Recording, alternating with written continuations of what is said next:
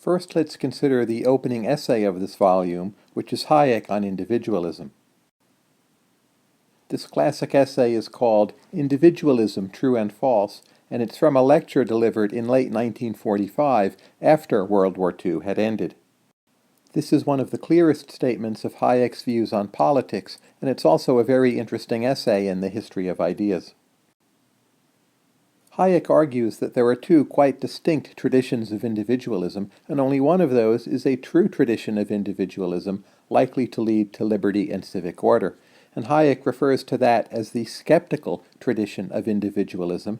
The skeptical tradition for Hayek emphasizes the limits of the individual human mind. Hayek stresses this core idea of what he calls spontaneous order, and spontaneous order is the notion that there are institutions, key institutions, which are the result of human action, but not of human design, to paraphrase Adam Smith.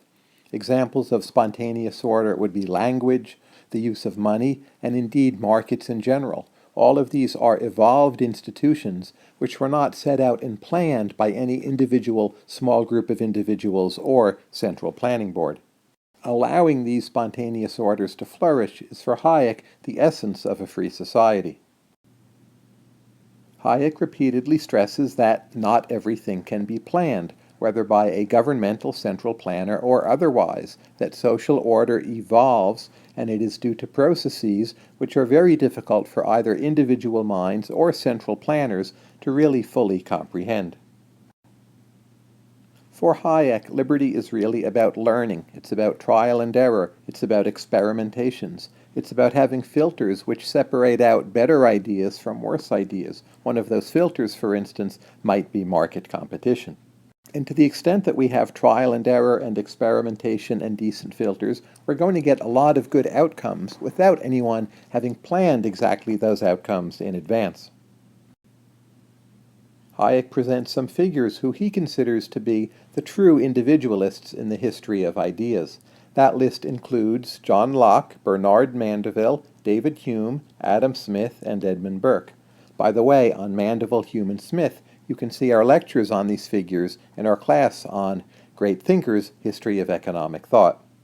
In any case, these individuals wrote in the 17th and 18th centuries, and they outlined some of the core principles which were to influence Hayek on this notion of individualism and the human mind. For Hayek, true individualism is most of all a British tradition, and you will note that after Hayek left the continent, he moved first to England, teaching at the London School of Economics, and he had a lifelong admiration for a lot of British institutions and the British system of government. Two more thinkers cited by Hayek as being true individualists. The first is Alexis de Tocqueville, who wrote Democracy in America. Of course, he was a Frenchman. And then there's also Lord Acton. Opposed to the skeptical tradition is what Hayek calls the rationalist tradition and approach to individualism. For Hayek, the rationalist tradition emphasizes the power of the individual human mind and our ability to grasp and manipulate reality and our ability to make and see through comprehensive plans. Hayek regards the rationalist tradition as leading to a kind of false individualism, and he associates a lot of this tradition with thinkers from France, such as Rousseau, the Physiocrats, and the French encyclopedia tradition, all dating from the 18th century. But Hayek notes some of the British thinkers have fallen under this French spell, and he cites John Stuart Mill and Herbert Spencer in this regard.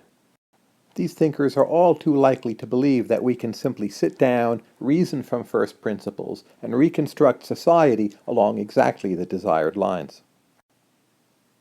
Hayek is also skeptical of a separate German individualist tradition, sometimes rooted in von Humboldt or maybe Goethe, and Hayek's fear here is, again, there's not enough emphasis on the limitations of the knowledge of individual human minds, and that in the German tradition in particular, there's too much of a sense that individualism means developing some kind of strong or distinctive personality, and that that's steering individualism away from what ought to be its true roots. These varieties of false individualism are likely to have some dangerous results. One of those might simply be oppression and tyranny, that if men set out to design society according to first principles, this is likely to lead to too much coercion and too much planning and too much centralized control. Hayek fears that this rationalism will lead to too much planning, too much treating people exactly alike, a form of enforced equality where individuals are simply treated as cogs in a larger machine, and too much of a movement toward collectivist ways of thinking rather than true individualism. Another possible danger of too much rationalism simply is revolution, the notion that we can just go out there, use force, and set things right.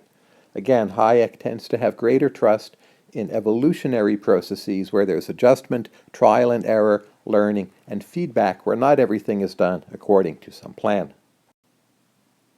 So to sum up, for Hayek, this is an essay about individualism, and individualism is tied into a key theme in Hayek's thought, namely knowledge, that we need to understand knowledge, we need to understand the limitations of knowing, and only by doing so are we likely to have a healthier economy and a stronger polity and system of government.